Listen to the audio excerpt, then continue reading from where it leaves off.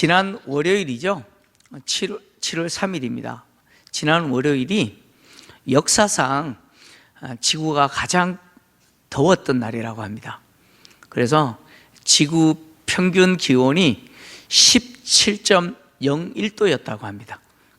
역대적인 기록이었다고 합니다. 그러니까 지금이 또 지구 온난화 때문에 지구가 계속해서 지금 데워지고 있지 않습니까? 또 환경을 우리가 보호해야 되는데, 지난 월요일 날요 얼마나 더웠는지 오전 9시가 조금 넘었는데 기온이 33도였습니다. 오전 9시가 조금 넘었는데 그만큼 더웠습니다. 낮에는요 얼마나 더웠는지 막 35도, 6도 이렇게 올라갔는데, 그렇게 무더울 때 시원한 냉수, 얼음물 한 잔 마시면 어때요? 그 냉수 한 잔 얼마나 시원합니까? 그죠? 오늘 우리가 살펴볼 이 서머나 교회가 주님께 그런 교회였습니다. 시원한 냉수와 같은 주님의 마음을 시원케 했던 교회가 오늘 우리가 다루게 되는 이 서머나 교회입니다. 자, 지도를 제가 좀 보여드리면, 서머나라고 하는 도시는요 에베소에서 북쪽으로 약 한 56km 정도 떨어져 있는 도시입니다. 근데 서머나는 주님이 아시아 지역 7교회에 편지를 보냈는데, 저 7교회가 있는 도시들 중에 오늘날까지 그 도시가 그대로 있는 지역이 바로 서머나입니다. 그래서 오늘날 저 도시가 이즈미르라고 하는 도시입니다. 그대로 있는 도시입니다. 됐습니다. 지도는 이제 머릿속에 넣어 두시고요. 이 서머나라고 하는 지역은 에베소와 마찬가지로 항구 도시입니다. 좋은 항구 도시라고 하는 입지로 인해서 그 동서 간의 교역을 통해서 엄청난 부를 누렸던 도시가 바로 서머나라고 하는 도시였습니다.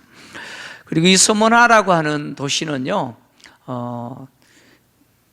운동 경기장, 그리고 도서관, 그리고 또 공공 극장이죠.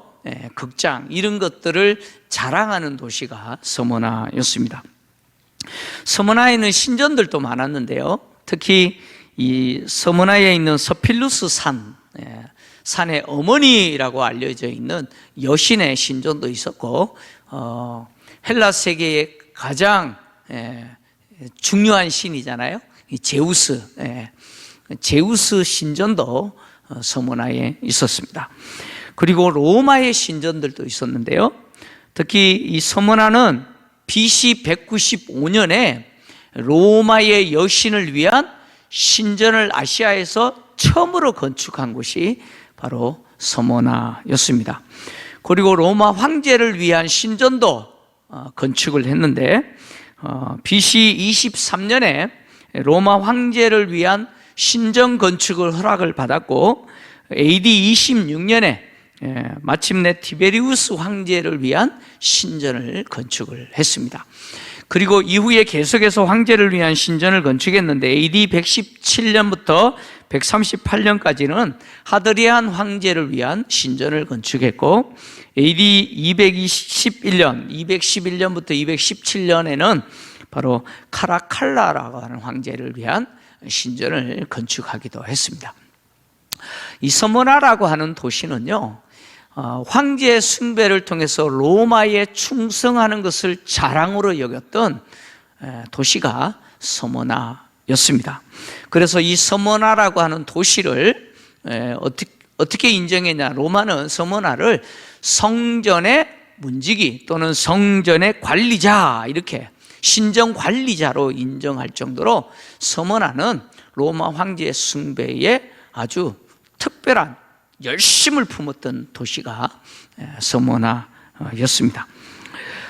이 서머나라고 하는 도시에는 유대인들도 많이 살았습니다.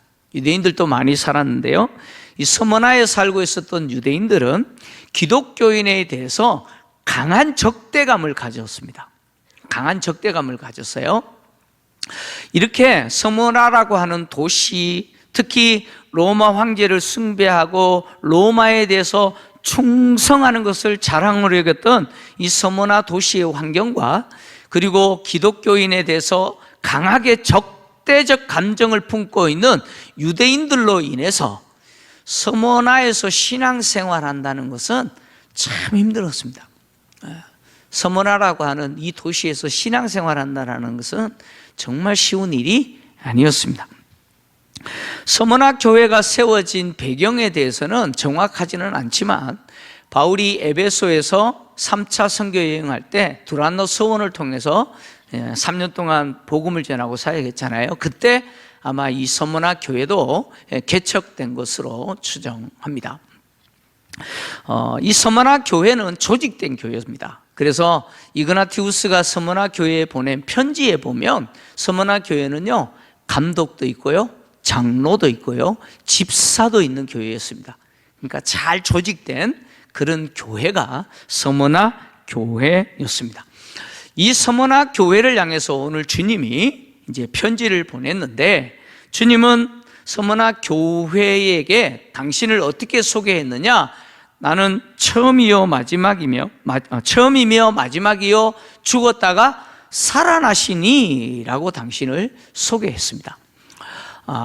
이 소개는 1장에서 요한이 인자 같으신 이를 보았을 때 그 모습이잖아요. 주님은 당신을 처음이며 마지막이다 이렇게 소개해요. 이 말은 주님이 인류의 역사를 통치하시는 주권자다 그런 뜻입니다. 그러니까 왜 서머나 교회에 당신을 이렇게 소개했느냐? 이 서머나 교회는 마치 주님이 계시지 않는 것 같은 그런 핍박의 환경 가운데 견디고 있는 교회이기 때문입니다. 그러니까 주님이 계시지 않는 것처럼 보이는 그런 환경에 놓여져 있기 때문에 주님이 이렇게 당신을 소개하는 거예요.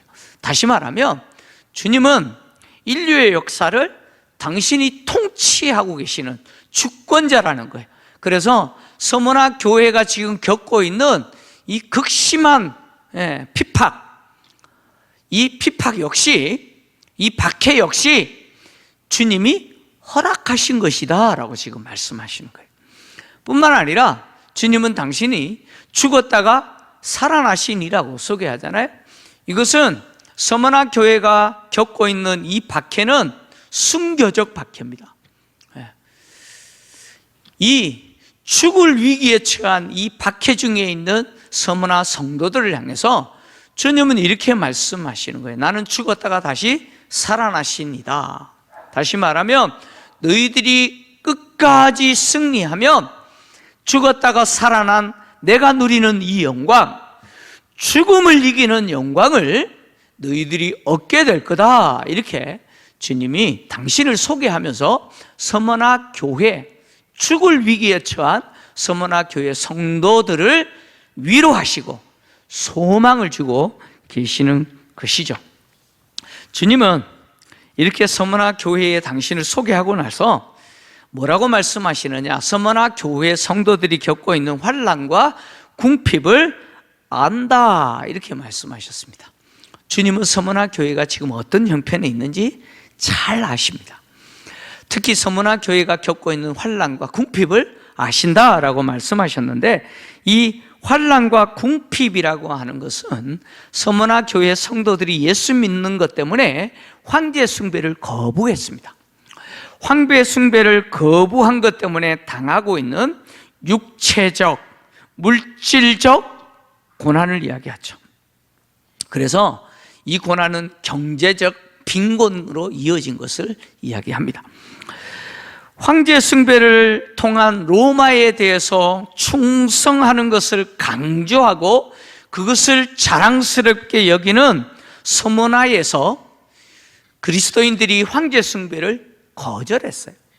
이것은 육체적인 고난뿐만 아니라 경제적인 활동도 엄청난 제약을 당했다 그런 이야기입니다. 로마는 유대인들에게 있어서는 황제 숭배를 면제해 줬습니다. 왜냐하면 로마는 유대교를 공식적인 종교로 인정을 했어요. 공인을 해줬어요.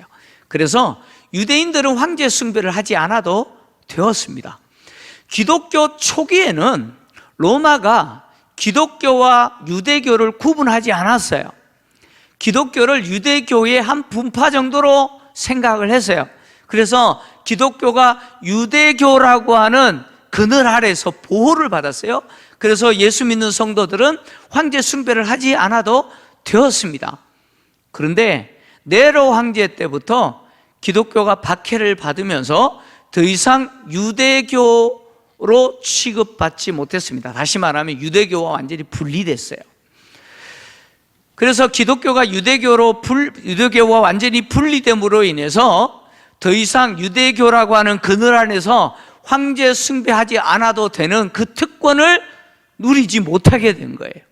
이런 상황에서 황제 숭배를 모든 시민에게 강요하고 심지어 우상 숭배까지 시민의 의무로 부여하는 도시에서는 예수를 믿는다라고 하는 것이 보통 일이 아니죠.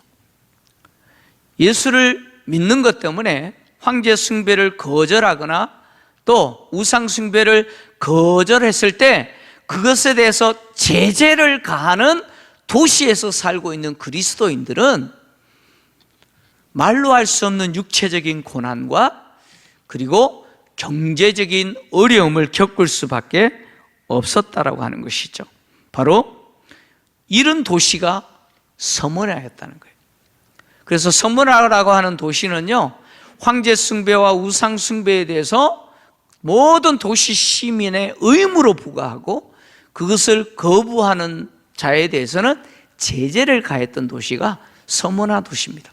그래서 이것 때문에 서머나 교회 성도들은 황제 숭배를 거절한 이유 때문에 육체적이고 정신적이고 또 물질적으로 엄청난 고통, 박해를 받게 된 것이죠.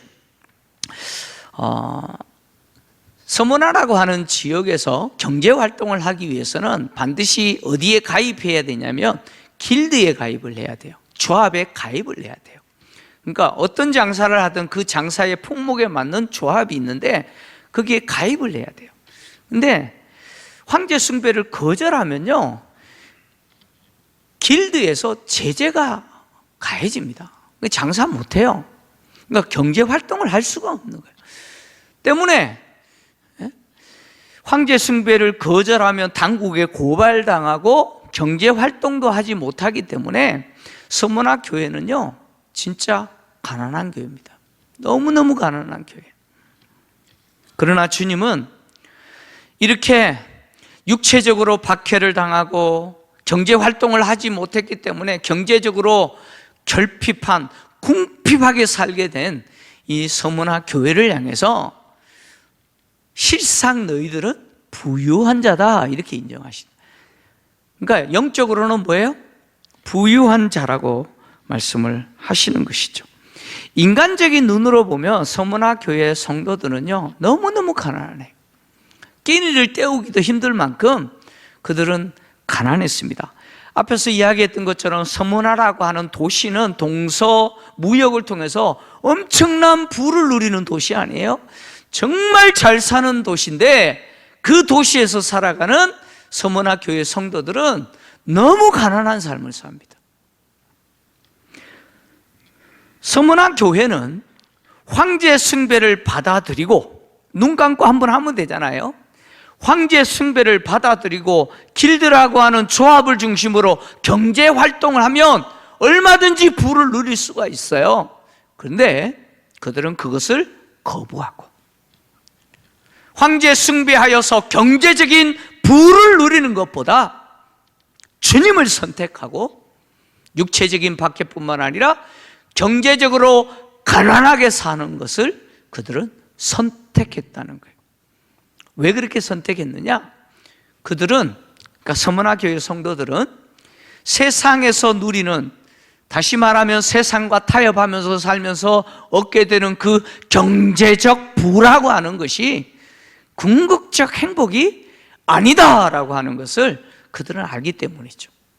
그래서 그들은 황제 숭배를 통해서 경제적인 부를 누리기보다 주를 섬기고 육체적인 박해와 경제 활동을 하지 못하는 것 때문에 당하는 그 궁핍한 것이 도리어 하나님 주시는 복이라는 사실을 그들은 알게 된 것이죠. 그래서 그것을 선택하면서 살아간 것이죠.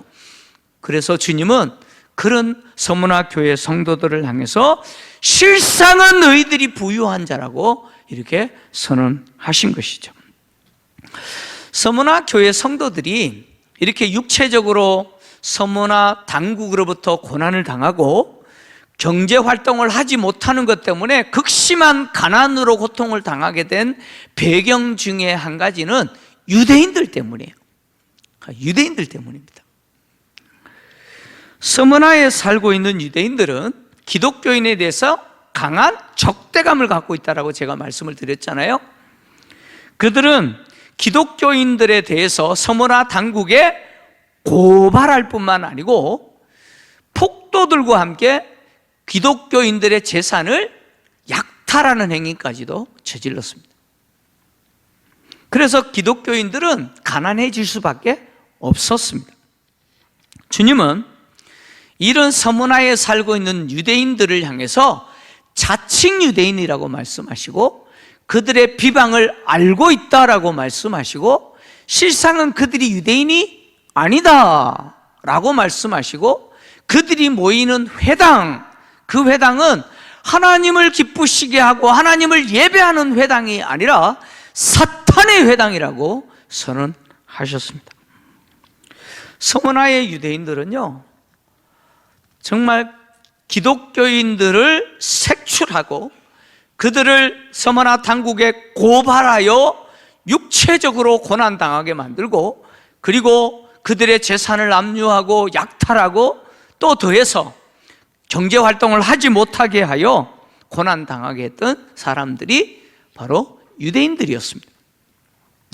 서문화에서 순교당했던 유명한 분이 있잖아요. 폴리갑이라고 하는 분을 여러분 아실 겁니다. 사도 요한의 제자이면서 서문화 교회의 감독이었던 이 폴리갑이 AD 156년에 86세의 나이로 장작더미 위에서 화형을 당하는 처형을 당했습니다. 순교를 했는데요, 그때 서문화 당국은 서문화에서 정말 존경받는 이 폴리갑, 시민들에게 존경받는 폴리갑을 향해서 예수를 부인하게 했어요. 그때 폴리갑이 했던 말이 뭡니까? 내가 지난 86년 동안 사는 동안 주님이 나를 모른다 하지 않으셨다는 것이죠. 그 예수만이 나의 주시다, 가이사가 주가 아니고 예수가 나의 주시라고 고백하자, 여러분 유대인들과요 서문화 폭도들이 이 폴리갑을 화형시키기 위해서 뭘 했느냐? 그날이 안식일임에도 불구하고 장작더미를 쌓았어요.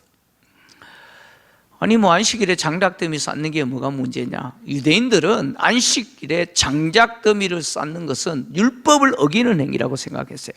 그럼에도 불구하고 그 유대인들은 폴리갑을 화형시키기 위해서 장작더미를 쌓는 일도 마다하지 않았습니다. 그랬던 사람들이 바로 유대인이죠. 주님은 그들을 유대인이 아니라고 이야기하십니다. 자칭 유대인이지만 실상은 유대인이 아니다라고 이야기하시죠. 바울도 로마서 2장 28절에 이렇게 선언했죠. 표면적 유대인이 유대인이 아니다. 표면적 할례가 아니다. 이렇게 선언했죠. 진짜 유대인은 누구냐? 이면적 유대인, 예수 그리스도를 믿는 성도가 진짜 이스라엘 백성이라는 거예요. 주님도 자칭 유대인이라고 말하는 이들의 비방을 안다라고 말씀하셨어요. 비방이라고 하는 이 말이 회방이라는 말입니다.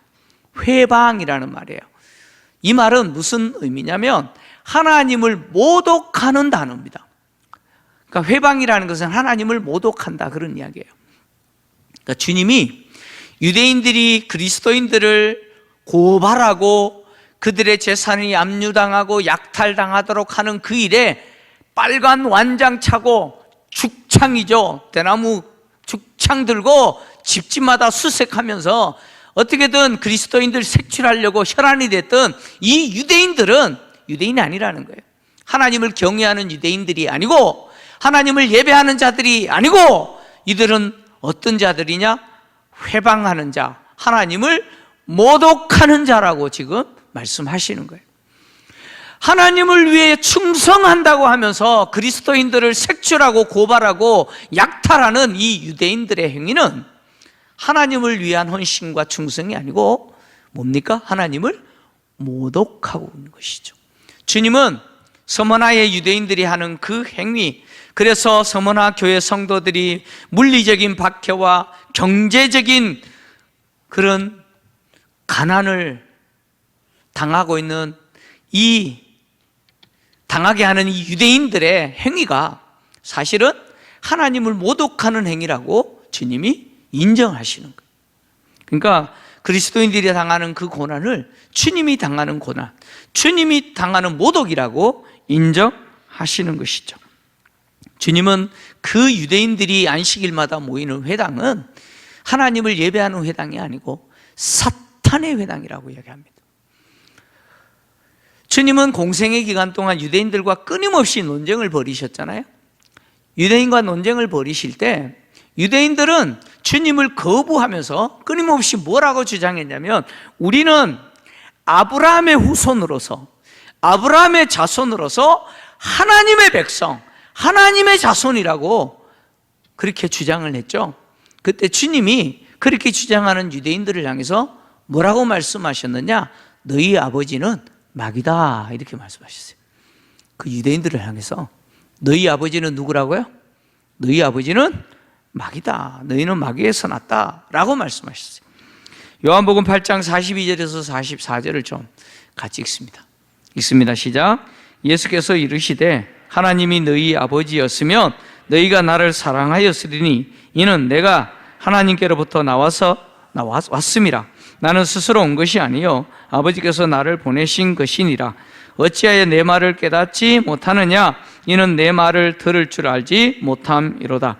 너희는 너희 아비 마귀에게서 났으니 너희 아비의 욕심대로 너희도 행하고자 하느니라. 그는 처음부터 살인한 자요 진리가 그 속에 없으므로 진리에 서지 못하고 거짓을 말할 때마다 제 것으로 말하나니 이는 그가 거짓말쟁이요 거짓의 아비가 되었음이라. 아멘. 우리는 아브라함의 후손이요 하나님의 자녀들이라고 주장하는 유대인들을 향해서 주님은 아니다, 너희들 하나님의 자녀 아니다, 너희들 마귀의 자식들이다, 너희들 마귀에게서 났다, 그래서 너희들이 나를 대적한다 라고 말씀하신 거예요. 주님은 당신을 대적하는 유대인들을 향해서 마귀의 자식이라 라고 선언하셨듯이 교회를 대적하고 성도들을 대적하는 서머나에 있는 유대인들을 향해서 그들이 모이는 회당은 사탄의 회당이라고 선언하신 것이죠. 유대인들이, 그러니까 서머나에 있는 유대인들이 서머나 교회를 박해하는 이유는 두 가지입니다. 두 가지 때문이었어요. 첫째는 종교적인 신념 때문이고, 둘째는 정치적 목적 때문입니다. 종교적 신념이라고 하는 것은 무엇을 말하냐면, 유대교는 어떤 신념을 갖고 있냐면 갈릴리에 살았던 한 촌 사람을 숭배하고 예배하는 것은 하나님을 모독하는 것이다 라고 하는 신념을 가졌어요. 여기서 말하는 갈릴리에서 살았던 한 촌 사람은 누굴까요? 갈릴리에서 살았던, 갈릴리 나사렛에서 살았던 누굽니까? 예수 그리스도, 나사렛 예수. 나사렛 예수를 예배하고 경배하고 숭배하는 행위는 하나님에 대한 모독이라고 하는 신념이 유대교의 신념이었어요. 이 신념 때문에 서머나의 유대인들은 예수를 예배하는, 예수를 하나님으로 고백하고 주로 고백하면서 예배하는 성도들을 핍박한 것이죠. 당국에 고발하고 그렇게 한 것이죠. 뿐만 아니라 이들의 이렇게 한 목적은 정치적 목적이죠. 정치적 목적입니다. 다시 말하면 로마는 유대교를 공적인 종교로 인정을 했잖아요. 그래서 유대교인들, 즉 유대인들은 황제 숭배를 면제해 줬습니다. 그러니까 유대인들이 로마에서 누리는 그 특권이 있어요. 특히 유대인들이 서머나라고 하는 이 도시에서 누리는 정치적 지위가 있어요. 그 지위를 유지하기 위해서는 황제 숭배를 거절하는 저 그리스도인들을 어떻게 해야 돼요? 고발해야 돼요. 고발하여서 죽게 만들고 어떻게든 간에 교회를 없애버려야 돼요. 그래야 자신들의 정치적인 지위를 유지할 수 있다고 생각한 거예요. 그래서 이 두 가지 때문에 유대인들은 마치 빨간 완장 차고 축창 들고 다니는 사람들처럼 어떻게든 그리스도인들을 색출하고 고발하고 그들의 재산을 약탈하고 또 이런 박해를 가하게 한 것이죠. 하나님을 향하여 열정적으로 충성하고 주님을 위해서, 하나님을 위해서 헌신한다라고 했던 유대인들의 행위는 결국 하나님을 위한 것이 아니었어요. 그들의 행위는 하나님을 대적하는 자들이었고 하나님을 모독하는 행위였습니다. 하나님을 위하여 충성한다고 성도들을 죽이는 그들의 행위는 하나님을 모독하는 것이죠. 하나님 모독합니다. 근데 무서운 게 뭐냐면 유대인들이 갖고 있는 그들의 신앙은요, 순수했다는 거예요. 그들이 하나님을 향한 열정, 이것은 순수했다는 거예요. 방향이 틀렸기 때문에 그렇지. 정말 그들은 신실하게 그것을 믿었어요. 이것이 하나님을 위한 것이라고 믿었다는 거예요. 유대인들이 보여주고 있는 이런 모습들은 사실 교회 안에서도 일어날 수 있어요. 교회 안에서도 일어날 수 있어요. 그래서 파스칼이라고 하는 유명한 사람이 있잖아요. 그가 남긴 유고집이 팡세라고 하는 유고집이 있는데요. 이 팡세라고 하는 유고집 안에 파스칼은 뭐라고 기록을 했냐면 이렇게 기록했어요. 종교의 이름으로 하는 열심만큼 극악한 것은 없다, 이렇게 이야기했습니다. 권사님 잘 아시네. 종교의 이름으로 하는 것만큼 극악한 것은 없다. 여러분, 종교의 이름으로 사람은 가장 잔인해질 수 있어요. 사람이 가장 잔인하게 행동할 때는 종교의 이름으로 그렇게 해요. 무섭습니다. 무서워요. 유대인들이 그랬다는 거예요. 하나님을 위한 열심, 자신들에게 있어서는 순수한 열심이겠죠. 신실한 믿음이겠죠. 근데 그것을 가지고 누구를 대적해요? 정작 하나님을 대적하고 성도들 죽이는 그런 짓을 저질렀다는 거예요. 근데 이것이 교회 안에서도 있었어요. 중세 시대에 여러분, 교회 이름으로 얼마나 많은 성도들을 죽였습니까? 그렇지 않습니까? 캐톨릭이 교회 이름으로 얼마나 성도들을 잔인하게 죽였습니까? 이런 일들이 교회 안에서도 일어날 수 있다는 것이죠. 지금도 마찬가지입니다. 주님을 향한 열정과 주님을 향한 그 신실한 충성이 방향이 잘못돼 버리면 다른 성도들을 해쳐버려요. 내가 주님을 위해서 한다고 하지만 결국 성도들을 해치는 경우들이 얼마나 많은지 몰라요. 여러분, 교회 안에서 그렇게 상처를 주고 그렇게 하는 것이죠. 그분들이 갖고 있는 믿음, 주님을 위한다라고 하는 믿음이 신실하지 않는 게 아니에요. 얼마나 신실한지 몰라요. 근데 잘못된 거죠. 그래서 우리가 항상 나를 점검해야 되는 게 뭐냐면, 내가 주님을 위해서 헌신하고 주님을 위해서라고 말하는 이 열정이 진짜 주님을 위한 것인지, 정말 하나님을 위한 것인지, 옳은 것인지 항상 생각하셔야 돼요. 아니 그러면 내가 하는 이 열심 때문에 수많은 사람 죽일 수 있어요. 수많은 사람에게 가슴에 대못 박을 수가 있어요. 그래서 우리는 내가 하나님을 향한 열심을, 하나님이 기뻐하시는 열심이 되도록 항상 점검하고 또 점검을 해야 돼요.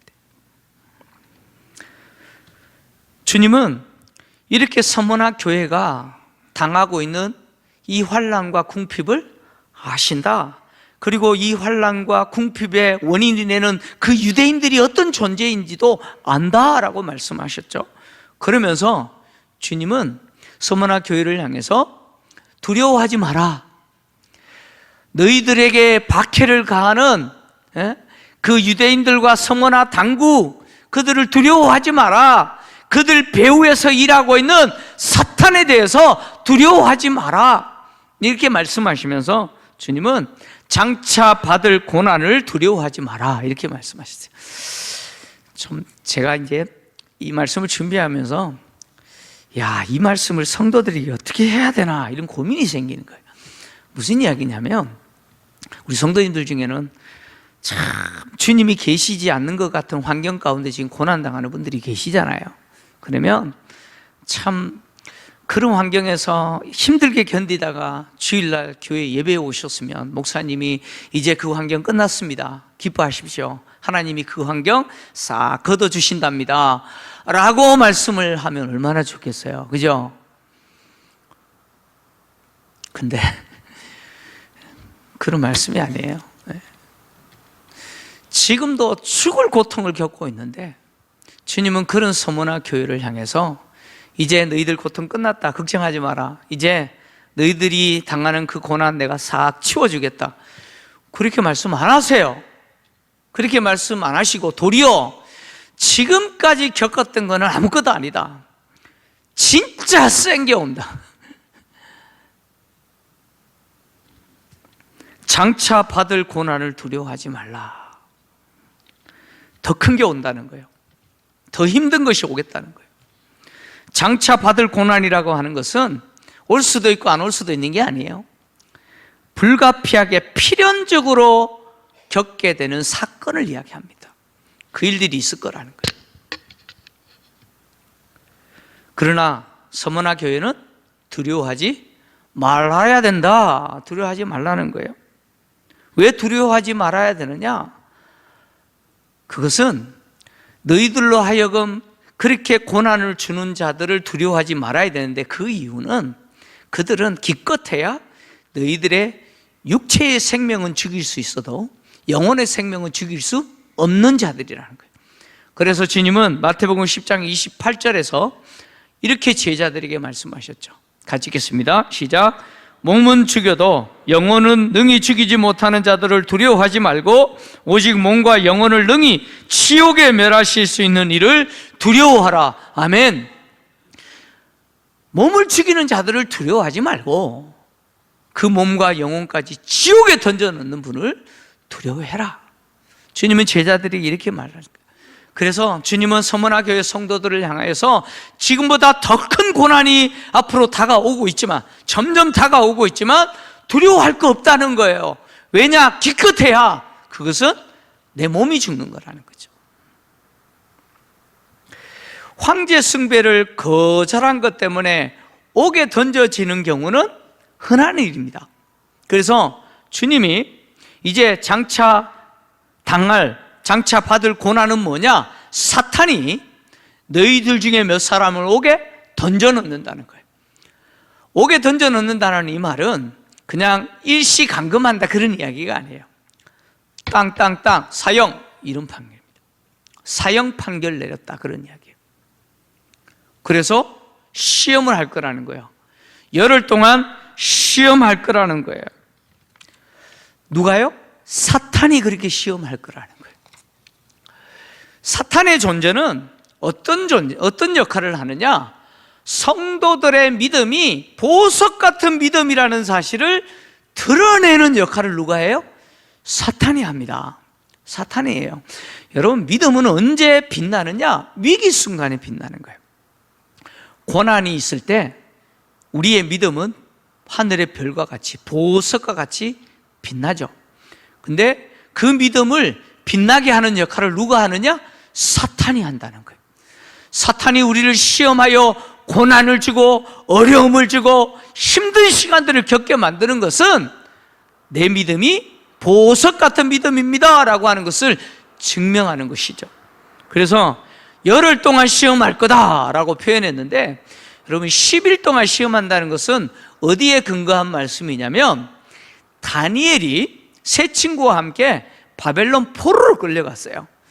그때 왕이 제공하는 음식을 거부하고 채식을 먹으면서 10일 동안 시험했잖아요.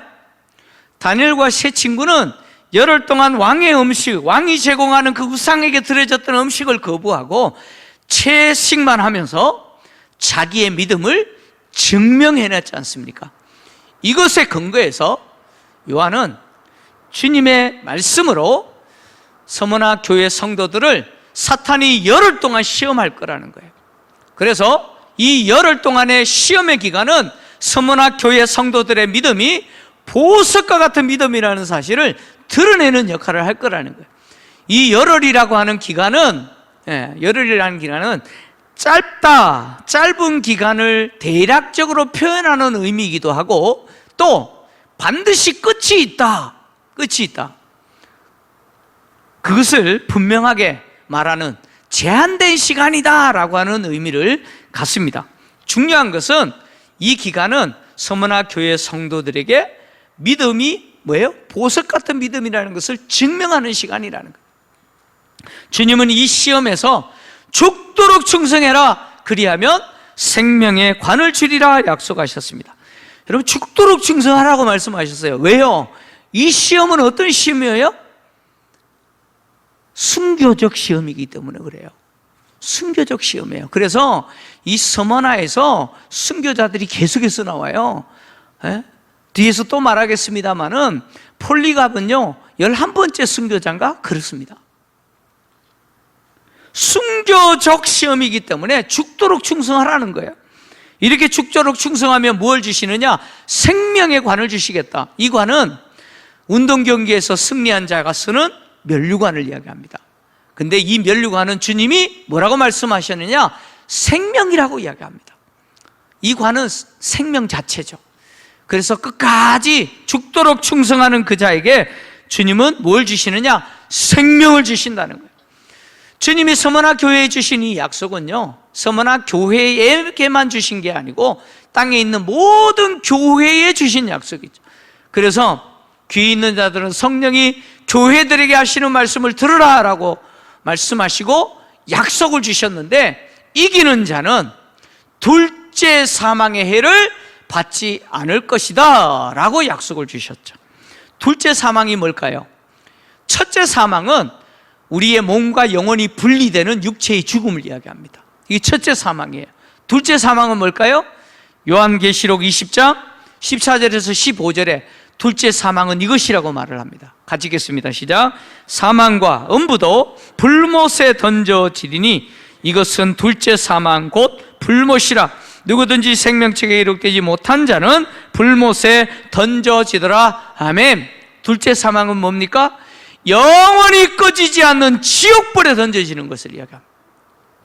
주님은 끝까지 이기는 자에게 이 지옥불에 던져지는 이 둘째 사망을 면할 것이라고 말씀하십니다. 다시 말하면 끝까지 충성하는 자에게 주님은 생명을 주셔서, 생명을 그들에게 관으로, 면류관으로 주셔서 둘째 사망, 지옥불에 던져지지 않도록 하시겠다, 이 약속을 주시는 것이죠. 서머나 당국과 유대인들은 폴리갑과 같이 황제 숭배를 거절하고 예수를 주로 고백하는 성도들을 어떻게 해요? 화형시키는 처형을 했습니다. 그 배후에는 사탄이 그렇게 하신 거죠. 그러나 그들은 1시간 정도 타는 장작불이 아니라 영원히 꺼지지 않는 그 지옥불이 자기들을 향하여서 기다리고 있다는 사실을 몰랐다는 것이죠. 폴리갑은 사도 요한의 제자 아닙니까? 폴리갑은 사도 요한이 기록한 이 내용을 알고 있기에 예수를 부인해라 라고 하는 서머나 당국의 요구를 거절하고 1시간 정도 타는 장작불 위에서 내가 화형당하는 것보다 영원한 지옥불에 던져지는 것이 얼마나 비극적인지 알기에 차라리 1시간 정도 타는 장작불에 내 몸이 타는 한이 있더라도 나는 주님이신 예수를 부인할 수 없습니다 라고 선언한 것이죠. 성도는 세상에서 이렇게 살아가는 분들입니다. 서문화교회 성도들이 선택했던 것처럼 세상과 타협하면서 예수 부정하면서 세상이 주는 달콤함과 그 불을 누리면서 살아가는 것보다, 그래서 영원한 지옥불에 던져지는 것보다 차라리 주님을 믿는 것 때문에 이 땅에서는 고난을 당하고 경제적으로 가난하게 산다고 할지라도 주님이 주시는 생명의 관을 얻고 영원히 주님과 함께 사는 그 영광을 누리는 것이 진짜 행복이고 그것이 복이라는 사실을 아는 사람이 성도입니다. 저는 우리 교회 성도님들이 저를 비롯하여 이 복을 누리시기를 간절히 축원합니다.